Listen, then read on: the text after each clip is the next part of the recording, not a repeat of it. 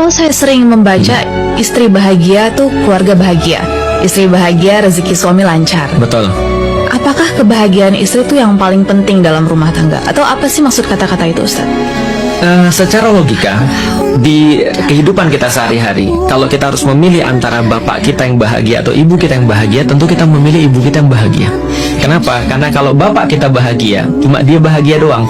Sebaliknya kalau dia lagi kesal, dia biasa juga kesal sendirian.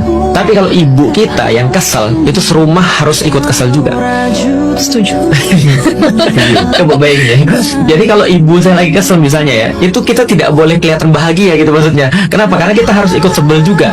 Karena dia lagi sebel. Contoh nih, ibu kita lagi sebel nih, kita lagi main game, udah langsung matiin aja tuh. Kenapa? Karena dia ke kita tuh pasti kita kena omel juga. Karena kita nggak lagi ngapa-ngapain. Kalau bapak kita sebel kan nggak gitu juga. Nah artinya secara logika aja memang ibu itu harus lebih dijaga dalam rumah tangga. Karena rumah tangga itu adalah ibu kita sendiri sebenarnya. Jadi gampangnya gini, ada sebuah rumah tanpa bapak itu udah biasa. Tapi kalau sebuah rumah tanpa ibu itu bukan rumah tangga namanya. Makanya ibu itu yang menentukan rumah itu nilainya seperti apa. Maka membahagiakan istri sama dengan membahagiakan semuanya. Dan kalau istrinya susah, itu sama dengan menyusahkan semuanya. Itu betul.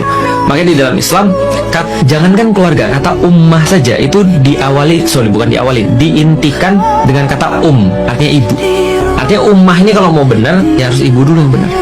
Makanya kalau kita misalnya lihat sekarang ya, gak usah sekolah tinggi-tinggi lah. Ibu tuh gak usah sekolah tinggi-tinggi, ujungnya ke dapur, kasur, dan sumur. Lah gimana kalau misalnya dia nggak tinggi pendidikan, dia nggak pintar, dia menghasilkan anak-anak yang mohon maaf yang jadi beban nantinya.